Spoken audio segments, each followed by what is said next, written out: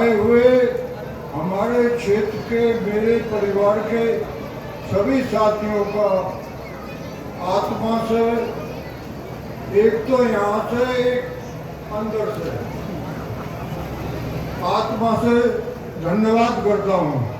और एक मेरा मलाल है, क्या भूखे चले आए हो घर से, जो ताली नाम थी तो पर है? सबका शुक्रिया अदा, धन्यवाद। आज हमारे लिए बहुत सौभाग्य की बात है कि हमारे बीच हमारे युवा होनहार, पार्टी के कर्णधार, हमारे लिए सब कुछ माननीय मोहित बेनीवाल जी ने हमें समय दिया। ऐसे समय जब पार्टी में बहुत मंथन और उस तरह की कार्रवाई चल रही हो, तो हम उनके बहुत आभारी हैं। और आत्मा से आप सबकी तरफ से उनका धन्यवाद करना चाहता हूँ। आशा करता हूँ कि उनके पास कम समय में भी हम उनके ज़्यादा उनकी जो भावनाएं हैं उन्हें समझ के आगे उनका अनुपालन करें और अपने बच्चों के लिए एक अनुशासित जीवन के लिए मंजिल बनाए, क्योंकि आने वाली पीढ़ी ही हमारा भविष्य है, वही हमारी तरक्की का रास्ता है। जय हिंद। मोहित बेनीवाल, मोहित बेनीवाल, मोहित बेनीवाल, तो एक उद्घोष मेरे साथ, जय श्री राम। आवाज में आई, जय श्री राम। आदरणीय मोहित बेनीवाल।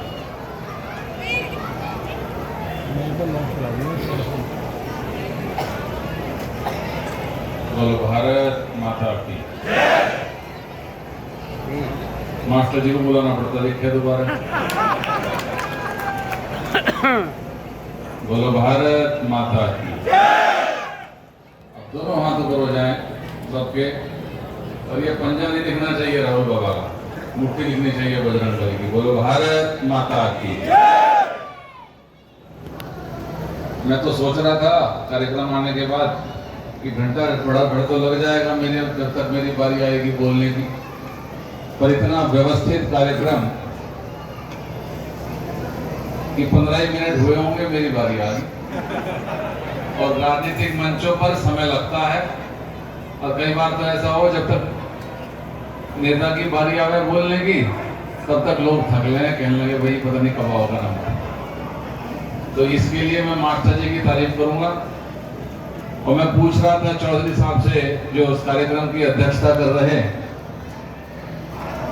आदरणीय बाबा परमेंद्र सोरान जी, मुझे बहुत बार पहले भी कार्यक्रमों में उनसे मिलना हुआ। मैं उनका बहुत बहुत अभिवादन करता हूँ, अभिनंदन करता हूँ। कार्यक्रम के आयोजक विपिन प्रमुख जी, उनका भी बहुत बहुत आभार व्यक्त करता हूं कि आज उनकी वजह से मुझे आपके बीच में आना हो और आपसे मिलना हो और आपका आशीर्वाद देने के लिए मुझे आज यह अवसर मिला, तो मैं उसका भी आभार व्यक्त करता हूं। और मैं योगेंद्र जी, पार्टी के पुराने कार्यकर्ता नेता, उनका भी बहुत बहुत स्वागत करता हूं। और मास्टर जी जिनके बारे में मैं बात बता रहा था, तो मैं बाबा जी से पूछ रहा था कि मुझे तो पता नहीं था ये मास्टर रहे पहले, तो जब इन्होंने 2-4 बार डांटा तो मैंने पूछा, मैं कहाँ रहे मास्टर, तब मुझे जानकारी लगी कि वो अध्यापक रहे कि जिसके डांट में भी प्यार का भाव हो और सदन उसको स्वीकार करो, उस बात को मानते हुए और हंसते हंसते स्वीकार करे, ये मैं देखा। मैं उनका भी बहुत बहुत अभिनंदन करना चाहता हूँ। यहाँ से पूर्व विधायक रहे और उनका सम्मान इस क्षेत्र में रहा, बहुत ही सज्जन परिवार। और आज आपके बीच में मुझे आने का अवसर मिला। मैं आप सभी लोगों का, जो गाजियाबाद जनपद के कोने कोने से, अनेकों गांव से आए, सभी समाज के लोग, सभी वर्गों के लोग आए, मैं आपके चरणों में वंदन करता हूं, आपका अभिनंदन करता हूं, बहुत बहुत आभार व्यक्त करता हूं। हमारे बहुत ही कुशल संचालक समीर मास्टर जी, आप ही मास्टर हो? अच्छा, इनका भी बहुत बहुत आभार। और आज जब प्रमुख साहब से बात हुई थी तो ये तय हुआ था कि मैं आऊंगा, कोई कार्यक्रम करेंगे, अभिनंदन करेंगे। तो मुझे मेरठ जाना था, तो मैं उसी प्रोग्राम के तहत यहाँ आपके बीच में आया। रास्ते में आते आते मुझे लगा ये तो बहुत लोग ट्रैक्टर ट्रॉली में दिखाई देने लगी, मगर पंचायत है क्या कहीं? फिर और आगे को बढ़े तो अनेकों गाड़ी और आपका जनसमूह और उत्साह देख करके मुझे यह विश्वास हुआ कि जो विपिन जी और मास्टर जी कभी फोन पे बात हो जाती थी, इस क्षेत्र की बात करते थे, वो प्यार और स्नेह आप लोगों ने आज भी उनके प्रति, उनके परिवार के प्रति बरकरार रख के रखा है। और आपका ये उत्साह और ये संख्या इस बात को दर्शाता है। गाजियाबाद अपने आप में उत्तर प्रदेश के नहीं, केवल देश के मानचित्र पर भी अपना एक अलग स्थान रखता है। और पहले तो मैं तो ज्यादा दूर नहीं, शामली मुजफ्फरनगर क्षेत्र का रहने वाला हूं। और जब 12वीं के बाद मेरा IIT दिल्ली में मैकेनिकल इंजीनियरिंग में बीटेक में दाखिला हुआ, तो वहां पर जब किसी को बोलते थे भाई कहां से आया, तो मुजफ्फरनगर शामली उस समय एक ही जिला होता था, तो बोला मुजफ्फरनगर से आया हूं। तो लोगों के मन में भय होता था, क्योंकि अपराध में विश्व के अंदर पश्चिम उत्तर प्रदेश के कुछ जनपद ऐसे थे, मुजफ्फरनगर, गाजियाबाद, जो नंबर 1, 2, 3 पर आते थे। ऐसा ही था कि नहीं था? तो आते तो बालक वैसे डर के भाग जाते, बात नहीं करें। लेकिन वो दौर जिस समय इस क्षेत्र का युवा बाहर निकलते हुए भी डरता था, उसको शिक्षा लेने में, शिक्षा प्राप्त करने में अनेकों कठिनाइयों का सामना करना पड़ता था। किसान का बालक अगर वो खेती करता था तो रात के समय अगर ट्वेल्व पर रात को 10 बजे पानी देखने के लिए चला जाता था, तो पिता जब तक टेंशन में रहता था जब तक वो वापस ना आ जाए। सही कह रहा कि गलत कह रहा है, ये बताओ। और यहाँ तो बहुत सारे ऐसे बैठे जिन्होंने ये अनुभव किया होगा, ये जैन जी को तो नहीं पता होगा क्योंकि सारे 2000 के बाद हुए। लेकिन उस दशक में परिस्थितियां ऐसी थी कि 10-12 फुट का अगर रात में ही खड़ा, तो किसान का बालक डर के मारे रात के समय में भी 2 आदमी के साथ लेकर के पानी देखने जाता था। 4-4 बतारे लेके जाते। और इस क्षेत्र में किसान संघर्ष करता था, बालक मिट्टी में खेलता हुआ बड़ा होता था। उसी किसान का बालक वो सेना का जवान बनता था, तो सरहदों पर भारत की रक्षा करता था। ये उसी किसान का बालक किसी पश्चिम उत्तर प्रदेश की धरती से वो भेजता था। यह किसान की पहचान ये क्षेत्र है। लेकिन अपने खुद के लिए वो संघर्ष करता था, वो खेती में संघर्ष करता था, अपने गन्ने के मूल्य के भुगतान के लिए संघर्ष करता था, अपने रेट के लिए, गन्ने के रेट के लिए संघर्ष करता था। और कभी अगर थाने में मुकदमा दर्ज हो जाए तो समाजवादी पार्टी की सरकार की मैं याद दिलाना चाहता हूं कि उस समय जो वादी होता था उसी पर मुकदमा लाद दिया जाता था। वो जाति और धर्म के आधार पर काम होता था। यह पूर्व की सरकारों की बात थी। अरे भूले तो नहीं हो भी? या 2013 के दंगे की पृष्ठभूमि याद दिलाऊं दोबारा? याद है? ये तो खाली नहीं याद है, पीछे भी किसी को याद है? यह उत्तर प्रदेश नहीं, पश्चिम उत्तर प्रदेश की स्थिति थी। यहां पर किसान परिश्रम करता, मजदूर परिश्रम करता है। हमारे युवा यहां से प्रतिभाशाली युवा वो देश के कॉमनवेल्थ के गेम्स में पदक लेकर के आते हैं। पारुल चौधरी का नाम तो सुना होगा। 5000 मीटर की रेस दौड़ती रही और उसने कहा जब आखिरी 100 मीटर दौड़ रही थी, मैं सोच रही थी अगर मैं ये रेस जीत गई तो योगी जी की सरकार में मुझे नौकरी मिल जाएगी। तो वो 5000 मीटर दौड़ करके आई और आते ही योगी जी ने उसको नौकरी देने का काम किया। यह भारतीय जनता पार्टी की डबल इंजन की सरकार है कि माननीय नरेंद्र मोदी जी के नेतृत्व में, माननीय योगी जी के नेतृत्व में, कि इस क्षेत्र का युवा वो सुरक्षित तो होगा ही होगा, लेकिन रोजगार के तमाम अवसर उसको मिलेंगे। आज युवाओं में उत्साह है। आज हमारे घर की बहन बेटियां भी कहती हैं वो खेल के माध्यम से आगे बढ़ना चाहती हैं, क्योंकि खेल के अवसर तमाम पैदा हुए हैं। आपसे ज्यादा दूर नहीं, मेरठ के अंदर ही ध्यानचंद खेल विश्वविद्यालय की स्थापना माननीय मोदी जी के नेतृत्व में उसका शिलान्यास और उसको आगे बढ़ने का काम हुआ। पहले कभी खेल के लिए आप देखते थे, मुझे तो याद है हम बचपन में जब पढ़ते थे तो नहरों के साथ साथ सड़कों पर हमारा युवा दौड़ता था, किसान खेतों में काम करता था, युवा सड़कों पर दौड़ता था, क्योंकि वो भर्ती के लिए उसके पास स्टेडियम नहीं थे।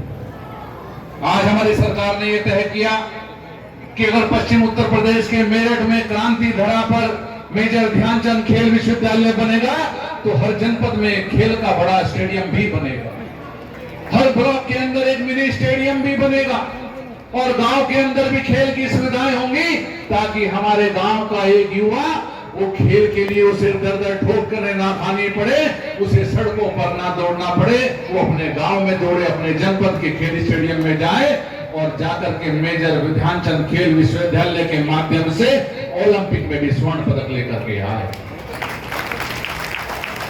यह व्यवस्था हमारी सरकार ने की है। और अब अपराध की तो कोई चिंता किसी को है नहीं, रात के समय में भी सही जा रहे नहीं जा रहे, बताओ रात में मौज आ रही है 10 बजे भी कि नहीं आ रही, 12 भी आ रही है। तो ये बदलाव एक छोटा बदलाव नहीं, 2014 के बाद से आज देश के अंदर 1000 से ज्यादा विश्वविद्यालय बनाने का काम हमारी सरकार ने किया है और उससे पहले की 10 साल की सरकार में केवल 300 साढ़े 300 विश्वविद्यालय बन पाए। आज राष्ट्रीय राजमार्ग की गति इतनी तेजी से बढ़ी है, अब तो मुझे लगे इस क्षेत्र के तो सबसे ज्यादा मजा है जहां मैं उतर गया। दिल्ली से चला हूं, मुझे लगा 1 घंटा लगेगा तो मैं चल दिया, बेबी को फोन मिला, मैंने कहा देरी करनी तो बताओ, ये तो मैं आ लिया बिल्कुल यहीं 30 35 40 मिनट के अंदर आपके बीच में पहुंच गया।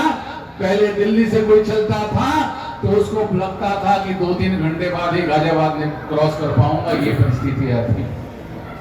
और आज दिल्ली से मेरठ वाला एक्सप्रेसवे, दिल्ली से देहरादून बागपत वाला कॉरिडोर जो बनकर के देहरादून में 2 घंटे में आप पहुंच जाते हैं। मुजफ्फरनगर के लिए जाना है तो उसके भी 2 एक्सप्रेसवे बने हैं। आपको लखनऊ प्रयागराज जाना है तो गंगा एक्सप्रेसवे के माध्यम से आप जा सकते हैं, आगरा एक्सप्रेसवे के माध्यम से आप जा सकते हैं। चारों तरफ देश के अंदर माननीय प्रधानमंत्री जी के नेतृत्व में आज इंफ्रास्ट्रक्चर का एक जाल बिछा है। आज हवाई जहाज के लिए एयरपोर्ट का निर्माण हुआ है तो आपके नजदीक में ही जेवर एयरपोर्ट का निर्माण हुआ है। और आज ये दूरी घटी है कि अगर कहीं कोथली में लेकर जाना तो पहले तो सोचे थे 10 बार कि जावे न जावे, 3 बहन है तो 3 जगह जाना, भाई कैसे जाएंगे, अब तो एक ही दिन में 3 नौकरियां कर करते हैं, नहीं करते, बताओ हो रहा कि नहीं हो रहा यही बात। त्योहार का समय कई सारे लोग लेके भी गए होंगे, मेरी बात से सहमत हो तो भैया हाथ उठाओ, मजा नहीं आ रहा बात में, सहमत है। और ये बदलाव कोई छोटा बदलाव नहीं है। आज उत्तर प्रदेश जिसकी पहचान अपराध के लिए होती थी, भ्रष्टाचार के लिए होती थी, महिलाओं पर होने वाले अत्याचार के लिए होती थी, कैराना में होने वाले पलायन के लिए होती थी, मुजफ्फरनगर में होने वाले दंगे के लिए होती थी, आज उसी उत्तर प्रदेश की पहचान बदली है। आज उसी उत्तर प्रदेश की पहचान मां गंगा के निर्मल प्रवाह के लिए जानी जाती है। आज यही उत्तर प्रदेश, इसकी पहचान यहाँ के राष्ट्रीय राजमार्गों से हुई है, काशी विश्वनाथ कॉरिडोर से हुई है। यहाँ की पहचान आज जब पाकिस्तान के साथ हमारा युद्ध होता है तो जो ब्रह्मोस मिसाइल ऑपरेशन सिंदूर में छोड़ करके पाकिस्तान के अंदर आतंकवादी ठिकानों को ध्वस्त करने के लिए जिस मिसाइल का उपयोग होता है, वह ऐसी 100 मिसाइलें लखनऊ में बनती है। आज उत्तर प्रदेश की पहचान उसके लिए होती है। पहले किसी ने सोचा नहीं था कि उत्तर प्रदेश में भी ब्रह्मोस मिसाइल बन सकती है, लेकिन आज यही उत्तर प्रदेश लखनऊ में डिफेंस कॉरिडोर के माध्यम से आज उद्योग और व्यापार का केंद्र के साथ साथ रक्षा का केंद्र भी बना है। आज हमने देश की स्थिति तो बदली है। पहले आपको याद हो, देश के 70 वर्ष कांग्रेस ने राज किया, जवाहरलाल नेहरू से लेकर के और अब राहुल बाबा तक 70 वर्षों में देश के अंदर परिवारवादी राजनीति को बढ़ावा देने का काम हुआ। समाजवादी पार्टी में अखिलेश यादव, मुलायम सिंह यादव जी ने, बहुजन समाजवादी पार्टी ने और अनेकों वामपंथी दलों ने भी कांग्रेस का समर्थन दिल्ली में किया। और जब जब ये बात आती थी, ऐसे 1947 के बाद जो हमारे किसान भाई आए, मजदूर भाई आए, ऐसे अनुसूचित दलित भाई मेरे आए, उनको पाकिस्तान, अफगानिस्तान और बांग्लादेश से आने के बाद अनेकों पीड़ाएं झेलने के बाद भी 70 वर्ष बीत गए, हमारे देश में उनको नागरिकता नहीं दी। लेकिन देश के अंदर नागरिकता संशोधन कानून लागू होता है माननीय प्रधानमंत्री जी के नेतृत्व में, माननीय गृह मंत्री अमित शाह जी के नेतृत्व में। और जब नागरिकता संशोधन कानून लागू होता है तो कांग्रेस और समाजवादी ये सारे दल मिलकर के दिल्ली में शहीद बाग पर धरना करते हैं कि इन किसान भाइयों का, इन मजदूरों का, इन दलितों को इनको नागरिकता नहीं देनी चाहिए। ये हुआ कि नहीं हुआ बताओ? अब इनसे पूछना चाहिए, आप देश के साथ हैं या देश के नहीं, पाकिस्तान के साथ हैं? जब कश्मीर की बात होती है तो कश्मीर को धारा 370-35 की बात होती है तो ये लोग सरकार का को गिराने के लिए समाजवादी और बसपा समाजवादी, बहुजन समाजवादी पार्टी ये दिल्ली में कांग्रेस का समर्थन कहते हैं तब तक रहेगा जब तक कांग्रेस 370 और 35 को नहीं हटाती। लेकिन भारतीय जनता पार्टी ने उन लाखों कश्मीरी पंडितों के सम्मान में कश्मीर से धारा 370-35 हटाने का काम किया। और जो विदेशों से फंडिंग आती थी, एक नया अधिनियम FCRA, उसको कानून में लागू करने के लिए संसद में जब वो बिल पारित करने के लिए लाया गया तो ये कांग्रेस और राहुल बाबा लगातार 2 हफ्तों से संसद को चलने नहीं दे रहे। वो निशाना तो कहीं है और है और वो बताना चाहते हैं कि संसद नहीं चलने देंगे।